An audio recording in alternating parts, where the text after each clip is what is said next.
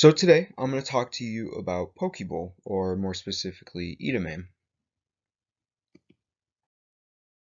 So a little bit about the history and culture of edamame. It is actually soybean. So this soybean originates back at least 7,000 BC in China.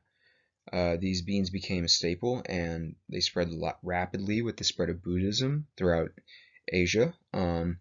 One Buddhist belief is that there is right action, so this would mean there is no harm to living things, leading to them being a vegetarian and having that vegetarian lifestyle and diet.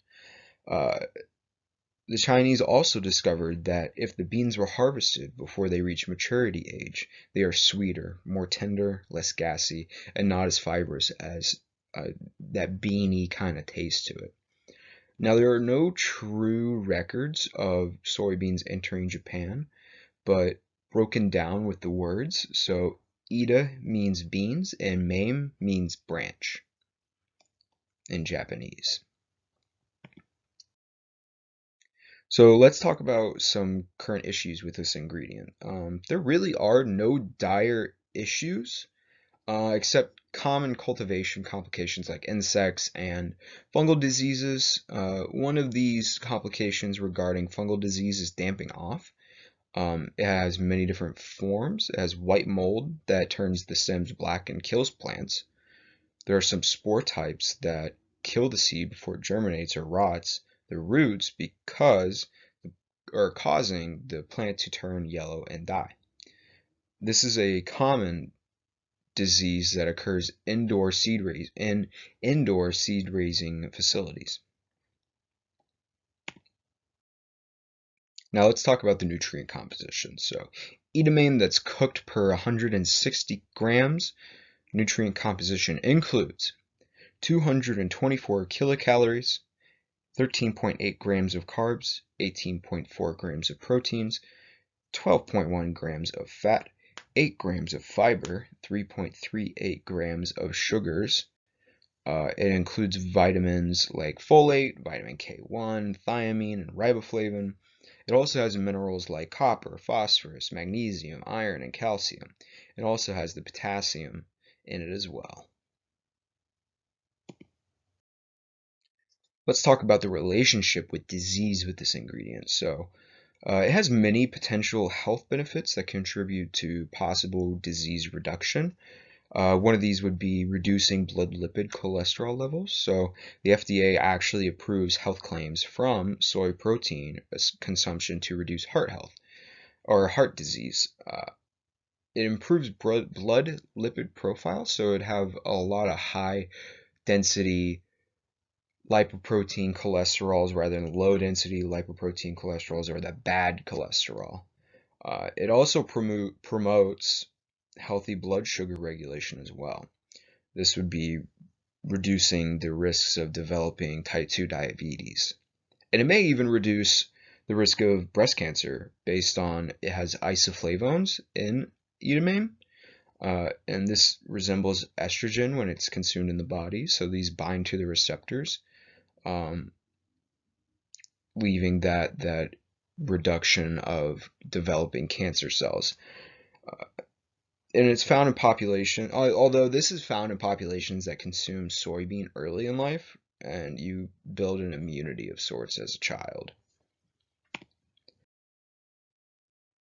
And it may even reduce menopausal symptoms. So same thing with the isoflavones, they contribute to reducing the menopausal symptoms with that increase in estrogen from consuming edamame. And it's only based on the right gut bacteria, like E. coli. And it may even reduce the risk of prostate cancer for men. This is based on observational studies with soy products that reduce the risk of prostate cancer. And it may reduce osteoporosis as well. Osteoporosis is the brittle and fragile bones that increase the risk of fractures. Isoflavones may reduce the risk of osteoporosis in menopausal and postmenopausal women, but it is still unclear as to how it affects bone health. Let's talk about the ingredients, or what the highest quality ingredients of edamame. It originates in Japan, and in the US, it is mainly grown in Arkansas. When it comes to buying and looking for edamame in a grocer, consider the following aspects of it. So we want to look for plumpness. So ripe is plump, and that means it's usually ready to be eaten. Fuzz, we don't want too little because then it's not ripe enough, and we don't want it too fuzzy because then it's spoiled. We want it to 1 to 3 inches in length because this is how mature it is. And we don't want any brown color on it. This is aged. It's been sitting there for a while, and we definitely don't want any black color because this is rotted edamame. Now let's talk about the agriculture of edamame. It has a warm season. It is a warm season annual plant that grows from spring to summer and even into the early fall. It can be grown every week to 10 days to extend the fresh harvest. It needs to be irrigated if the weather is dry, though. And sustainability wise, it has a very limited negative environmental impact. Soy acreage was genetically modified to be herbicide tolerant to Roundup. So unfortunately, this does create super weeds that are very difficult to remove. Now let's talk about preparation. So there's really not much preparation because majority of the products that are in the bowl are not cooked because they're raw. The only thing that would be rice. So I gave an example of what my bowl would resemble. So there was about a pound of fresh tuna cut into 3/4 inch pieces or bite-like pieces. There's a half cup of sliced scallions, quarter cup of mayo, quarter cup of capelin fish roe, 1 tablespoon plus 1 teaspoon of sriracha, 1 teaspoon of soy sauce, and a half a teaspoon of sea salt. So when we mix all the ingredients together, we want to combine all of them together in the bowl, and we want to mix it thoroughly and make sure we fold it over each other, and then essentially the poke is ready to eat. It's a pretty simple dish to make. I was really reluctant at first when the raw fish was in a salad and it being described as a salad, but overall I thought it was really, really tasty and a unique approach to eating Asian and Polynesian food. And I think for me, it's that root with having that sushi kind of mindset that it's not in a roll, it's in a bowl instead, which was unique to me. And here's what edamame with my poke bowl looks like.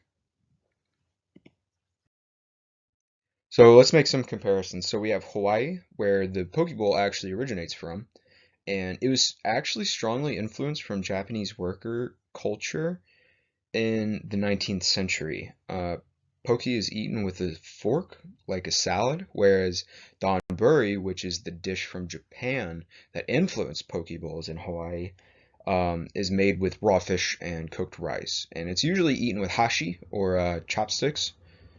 Um, and I never really knew about putting raw fish into a bowl as a salad in Tennessee because it's not very common, it seems like. And it's typically eating raw fish or raw sushi or anything like that is associated with sushi. And I just really thought this was a unique approach to eating Asian or Polynesian food personally. And here are my references. Thank you.